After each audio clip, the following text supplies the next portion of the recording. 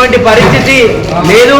ఇది కేవలం ఈ యొక్క యాజమాన్యం యొక్క నిర్లక్ష్యం వల్ల జరిగినటువంటి ఆత్మహత్య మనం చూస్తున్నాం. ప్రతి రోజు తప్పించి రోజు విద్యార్థులు శ్రీ చైతన్య కాలేజీలో చచ్చిపోతా ఉన్నారు. ఎందుకు చచ్చిపోతా ఉన్నారు అనేది దీన్ని ప్రభుత్వం సీరియస్ గా తీసుకోవాల్సినటువంటి అవసరం ఉంది. అసలు విద్యాశాఖ మంత్రిని ప్రభుత్వం అపాయింట్ చేస్తారా చెయ్యదా అనేది కూడా చెప్పాల్సినటువంటి అవసరం ఉంది. విద్యాశాఖ మంత్రి మరి సంవత్సరం గడుస్తున్న విద్యాశాఖ మంత్రి లేరు. విద్యార్థుల జీవితాలు నెలకు 10 చొప్పున ఈ శ్రీ చైతన్య కాలేజీలు బలి తీసుకుంటా ఉన్నాయి. ఏదైతే డిఐఓలు ఉన్నారో వాళ్ళు పని చేయరు. ఈ ప్రభుత్వ యంత్రాంగం ఏదైతుందో వీటి మీద కనీసం చర్య తీసుకునే పరిస్థితి లేదు. ఎవరైతే శివప్రసాద్ అనే ఏజీఎం ఉన్నాడో వాడు కనీసం విద్యార్థుల సమస్యల గురించి ఇక్కడ మాట్లాడదామని వస్తే కనీసం ఫోన్ లేపడవాడు. వీళ్లకు భయం లేదండి. వీళ్లకు కనీసం ప్రజల మీద లేదా అయితే విద్యార్థుల తల్లిదండ్రుల మీద గౌరవం లేదు కాబట్టి ఈ విధంగా వాళ్ళు బాధ్యత రహితంగా వ్యవహరిస్తున్నారు. కాబట్టి శ్రీ చైతన్య కాలేజీలను రద్దు చేయాలని మేము ఏఎంటీఎస్ గా డిమాండ్ చేస్తాము. కాలేజ్ వ్యవస్థ ప్రవర్తించినటువంటి ప్రవర్తనపై ప్రభుత్వం స్పందించాలని మనస్ఫూర్తిగా కోరుకుంటా ఉన్నాం. మరి దారుణంగా ఒక ప్రాణమని కూడా లెక్క చేయకుండా ఫస్ట్ కాలేజ్ నుండి బయటపడేసాం అనుకో మన మీద రాదు అని చెప్పి బాడీని బయటపడేసి కాలేజ్ నుండి మొత్తం పూర్తి స్థాయిలో పిల్లలను పంపించేసి ఉపాధ్యాయులంతా కూడా ఇక్కడ నుంచి వెళ్ళిపోయారు.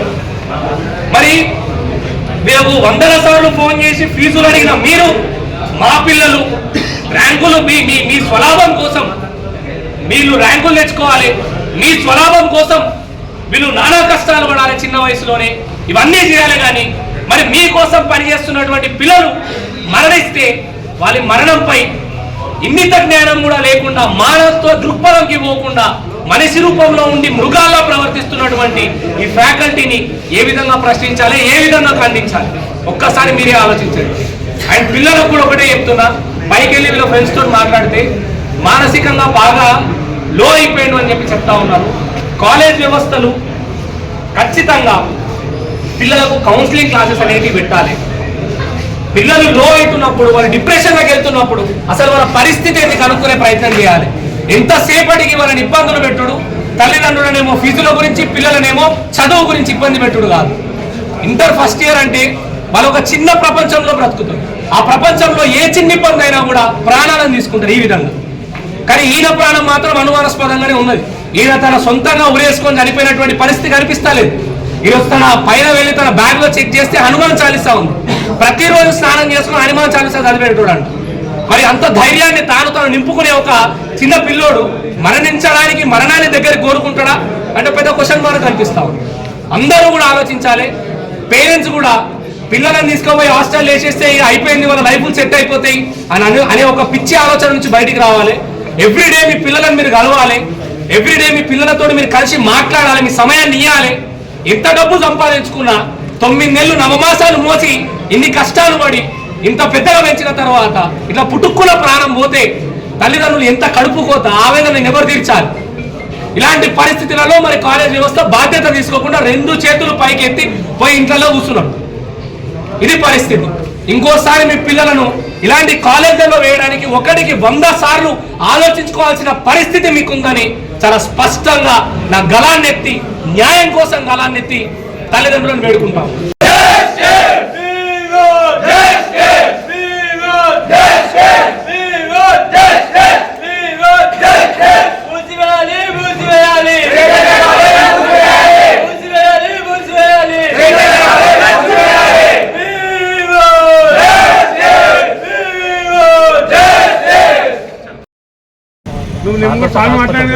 ఆయన మాట్లాడు అంతే. అక్కడ కాదయ్యా, అక్కడ కాదు, లోపలికి వచ్చిండే లోపల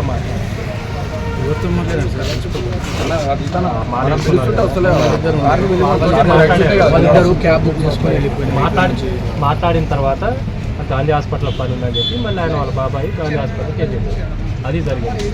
ఆయన లేడు అరే ఆయన కోసం వచ్చిన బాబాయ్ లేడు. బాబాయ్ కాదు మామ అల్లుడు అని చెప్పి బాబాయ్ లోపల ఉండే లోకల్లోనే అలా మూడు సార్ ఆయన మాట్లాడి శాంత అయిపోతుంది లేడు లేడు సార్ తోటి లేదు.